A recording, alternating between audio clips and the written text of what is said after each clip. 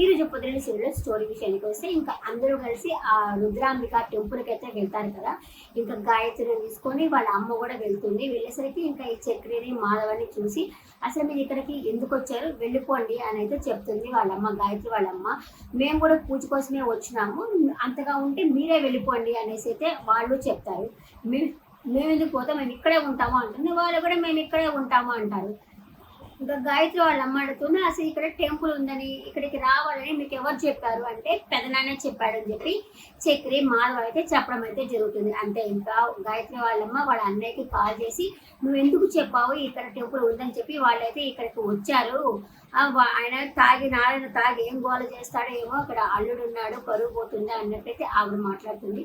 పోనీ నేను రమ్మంటే చెల్లెమ్మ అని చెప్పి అడుగుతారు. ఏం అవసరం లేదు అని చెప్పేసి తనైతే చెప్తుంది. అంతలోపల ఇంకా అల్లుడు వచ్చినాడు కదా, అల్లుడు వీళ్ళందరినీ చూసి హ్యాపీగా ఫీల్ అవుతా ఉన్నారు. అంతకుముందు కూడా వాళ్ళ అల్లుడికి ఈ మాధవ ఫ్యామిలీ అంటే చాలా ఇష్టము, చాలా హ్యాపీగా ఫీల్ అవుతున్నాడు. ఇంకా సరే రండి లోపలికి రండి, అందరం కలిసి మాట్లాడుకుందాం అని చెప్పి అందరూ అయితే లోపలికి వెళ్తారు. ఒక పిక్నిక్కి వచ్చినట్టే వచ్చారు, గుడికి వచ్చినట్టు రాలేదు. కానీ అందరిని చూస్తుంటే కళ్ళు పండగగా ఉంది, అందరూ ఒక గుంపుగా ఉంది, అంతమంది సూపర్ అనిపిస్తూ ఉంది. ఇంకా సరే అని చెప్పి ఏవైతే వంట చేసుకుంటా ఉంటుంది వాళ్ళ అమ్మ, గాయత్రి వాళ్ళ అమ్మ. ఇంకా మహాలక్ష్మి అక్కడికి వచ్చి కొంచెం వేణీళ్ళు కాచుకుంటాను నేను అంటే కుదరదంటే కుదరదు, గ్యాస్ నేను ఇవ్వనంటే ఇవ్వను అని చెప్పేసి అంటుంది. ఇంకా చక్రి వచ్చేసి ఆమె వంట చేసుకునే గిన్నెని పక్కన పెట్టేసి మహాలక్ష్మికి వేణీళ్ళు కాచిస్తాడు.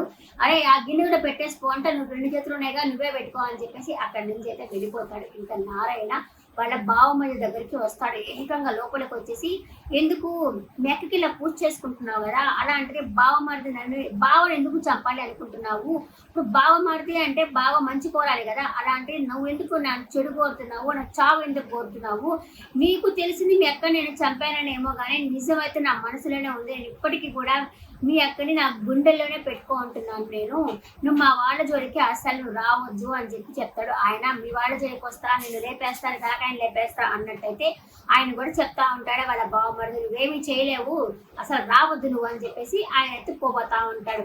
అంతే ఒక కత్తి తీసుకొని చంపేద్దామని చెప్పి ఆయన వెనకాల రాబోతుంటారు. ఇంకా అక్కడే ఊరి జనాలంతా ఉంటారనమాట. కొంతమంది ఉండేసరికి ఇంకా వాళ్ళ బావమరిది కత్తేసే పెట్టడం అయితే జరిగిపోయింది. ఏదో కథ ఉంది, అది మనకి ఫ్యూచర్లో తెలుస్తుంది.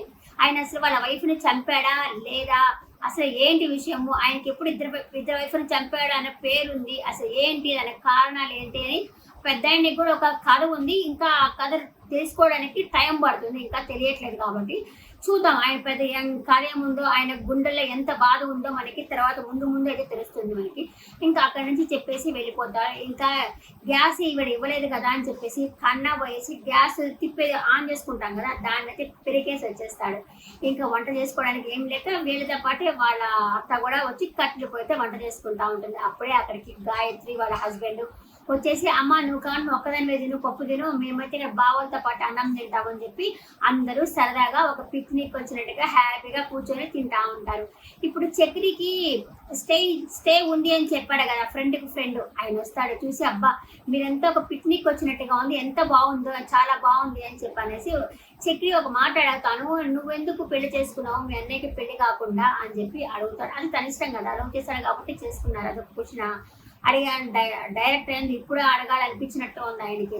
అడిగేసరికి అందరూ షాక్ ఉండిపోతారు. అసలు గాయత్రి వాళ్ళ అమ్మ అయితే ఓయమ్మ నిజమే అల్లుడు తెలిసిపోతుందా అని చెప్పి ఆమె తెగ భయపడతా ఉంటుంది. ఏముంది ఇప్పుడు మేనత్త కూతుర్ని ఇచ్చుకోవాలని కానీ మేనత్తకి పెళ్లి చేసుకొని ఏమీ లేదు కదా, నచ్చకపోతే ఇవరు సంబంధం చూసుకుంటారు, అది పెద్ద విషయం ఏం కాదు కదా, కాబట్టి లవ్ చేసుకున్నారనే విషయం చెప్పుకోవడం అంటే సరిపోతుంది అంతే కదా. దాని గురించి ఆమె తెగ టెన్షన్ పడిపోతా ఉంటుంది. ఇంకా చక్రి కన్నా వాళ్ళు అడుగుతారనమాట, ఒకరిని ప్రేమించాడు మా అన్న కానీ వాళ్ళకి మా ఇల్లు చూసి ఇవ్వలేదు అని చెప్పనేసరికి గాయత్రి వాళ్ళ హస్బెండ్ కూడా వచ్చేసి అవునా మీరు చాలా మంచిగానే ఉంటారు కదా, ఎంత మంచి అక్క ఎందుకు వదులుకున్నారు అని చెప్పి ఆయన అడుగుతాడు.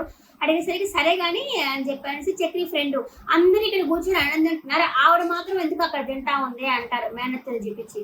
ఆవిడంటుంది నా వ్రతాలు నా పూజలు వేరేలే అని చెప్పంటుంది. వాళ్ళు కూడా అడుగుతాడు ఏంటత్తా మీరు అక్కడ కూర్చొని తినడం అయితే అంతగా బాగలేదత్తా అంటే నువ్వు తినలే బాబు, నా పూజలు వేరే ఉంటాయిలే అని చెప్పేసి చెప్పేసి అంటుంది. అయినా అంత రక్త సంబంధం వదులుకొని తినడం కరెక్ట్ కాగలేదని చెప్పేసి అల్లుడైతే మాట్లాడతాడు. ఇంకా వంటలు బాగున్నాయి కదా, ఎట్లయినా సరే గాయత్రికి తన వంటలు అంటే ఇష్టం కదా, అలా వంటలు తింటా ఉంటుంది అనమాట. బాగున్నాయని చెప్పి టేస్ట్ చూసుకుంటూ అందరూ తింటా ఉంటారు.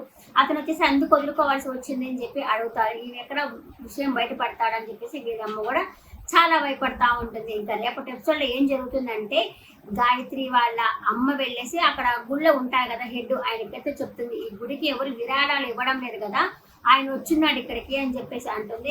ఆయనైతే ఇంకా గుళ్ళోకి రావడానికి వీలు లేదు అని చెప్పి అడ్డగిస్తున్నట్టున్నారు. దేవుడి దగ్గరికి పోవాలంటే విరాళాలు ఇస్తేనే పోవాలా, లేకపోతే గుడికి దేవత అమ్మ ఒప్పుకోదా ఏంటో ఆ డైరెక్టర్ డైలాగ్ రాసేవాడు ఏందో కానీ విరాళాలు ఇవ్వడం లేదు కాబట్టి గుళ్ళోకి రావడానికి వీలు లేదు, పూజ చేయించడానికి వీల్లేదు, మొక్కు చెల్లించడానికి వీల్లేదు అని చెప్పి ఆయనైతే అడ్డుపడటం అయితే జరుగుతుంది. చూద్దాం ముందు మనకి పెద్ద ఆయన మనసులో ఏముందో అన్నది మనకి తర్వాత తెలుస్తుంది.